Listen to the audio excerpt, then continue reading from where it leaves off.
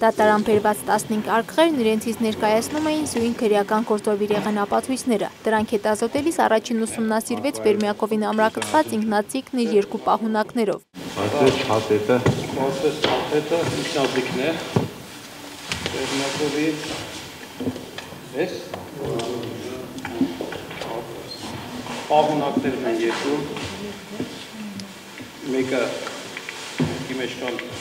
ամբուշներ, ինքն ամբողջովին դատարկ է։ Մանրակրկիտ ուսումնասիրվեցին նաև դեպքի վայրում հայտնաբերված եւ Բերմյակովի կողմից օգտագործված սվինտանակն ու վերջինիս պատկանող զինվորական համազգեստը։ Այնուհետև արդեն Ավետիսյանների տնից վերցված հագուստներն ու ընտանիքի անդամների հագուստները։ Նիստի ընթացքում ներկայացվեց նաև դեպքի վայրից արգրաված 28 կրակված պարպուճն ու 16 գնդակը։ Դատաձգաբանական փորձաքննություն, արդյոք տվյալ փամփուշտները կրակված են եղել տվյալ ինքնաձիգից, այժմ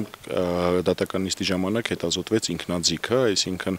այն, ինչը որ հետազոտել էին փորձագետները եւ հանգել էին եզրակացության, որ փամփուշտները կրակված են եղել բոլորը տվյալ ինքնաձիգից։ Ուսումնասիրվում են նաև Վալերի Բերմյակովի մոտից հայտնաբերված իր հագին եղած շորերը ձերբակալման ժամանակ, որոնք անցել են նաև գենետիկական փորձաքննություն, այսինքն տվյալ շորերը հենց Վալերի Բերմյակովն է կրելիս եղել։ Դատարանը ներկայացրեց նաև Ավետիսյանների ընտանիքին պատկանող բջջային հեռախոսները, որոնք ըստ մեղադրանքի Բերմյակովը դեպքի օրը քողացել էր Ավետիսյանների տնից։ Բացի այդ հետազոտվեցին նաև ձերբակալման ժամանակ Վալերի Բերմյակովի մոտից հայտնաբերված բջջային հեռախոսները, որոնք արդեն իսկ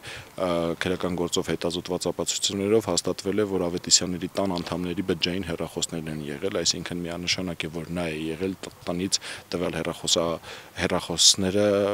վերցնողը, այդ պատճառով էլ նրան նաև գումարի հափշտակման համար մեղադրանք է առաջադրված։ Տվյալ իրեղեն ապացույցները հանդիսանում են այն ելակետային տվյալները, որոնք հետազոտելով էլ փորձագետները կազմել են իրենց եզրակացությունները։ Ապացույցների ներկայացման փուլում իրեղեն ապացույցներից բացի ներկայացվեց նաև Ավետիսյանների տնից արված տեսածայնագրությունը։ Մոտ 15 րոպե տևողությամբ տեսագրությունը, որն արված էր դեպքից անմիջապես հետո, ներկայացնում էր այն սահմռկեցուցիչ տեսարանները, որոնք դատարանի դահլիճում դիտվում էին քար լռությամբ։ Այն պահին, երբ կադրում ցուցադրվեց փոքրիկ Հասմիկ Ավետիսյանը, դատարանի դահլիճում գտնվող Հասմիկ Ավետիսյանի քույրը չկարողացավ զսպել իր հուզմունքը, մինչդեռ Բերմյակովն այդ ամենին շատ հանգիստ էր հետևում։ Այս փաստն անարձագանք չթողեցին նաև Ավետիսյանների իրավահաջորդների ներկայացուցիչները։ Փաստորեն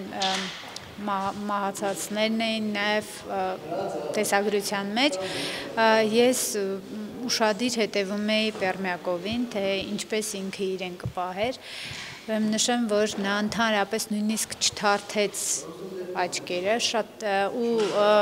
նայելուց կարծես հաճույք ստանար, եւ ես ուշադիր հետևում էի նաև, թե առնվազն գոնե երեխայի դիակի ցուցադրելու ժամանակ ինքը ինչպես իրեն կպահեր, նույն կերպ էր իրեն պահում եւ փաստորեն հերթական անգամ ես համոզվեցի, չնայած քրեական գործի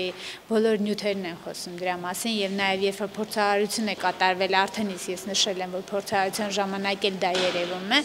այսօր հերթական անգամ ես համոզվեցի, որ նա շատ լուրջ խնդիրներ ունի եւ սա այն անձն է, ով որ սառնասրտորեն այդ հանցագործությունը կատարել է։ Դատարանն այսպիսով ավարտեց նաև իրեղեն ապացույցների հետազոտումը եւ անցավ միջնորդությունների ուսումնասիրությանը։ Նախ հրապարակվեց դատարանի կողմից ուղարկված ծանուցագրերին ի պատասխան Ռուսաստանի Դաշնությունից ստացված գրությունները, որոնց համաձայն դարձյալ չեն հայտնաբերվել երկու կարևոր վկաներ Նիկիշինի եւ Տարասովի գտնվելու վայրի հասցեները։ Փաստաբանները կրկին միջնորդեցին միջոցներ ձեռնարկել նրանց գտնելու ուղղությամբ։ Միաժամանակ Ռուսաստանի Դաշնությունից պահանջել փոխանցել այն բոլոր կարևոր փաստաթղթերը, որոնցից պարզ կդառնա, արդյոք սույն գործով այլ քրեական գործեր հարուցվել են թե ոչ։ Հաջորդ դատական նիստին նախատեսվում է հարցաքննել Ամբաստանյալին։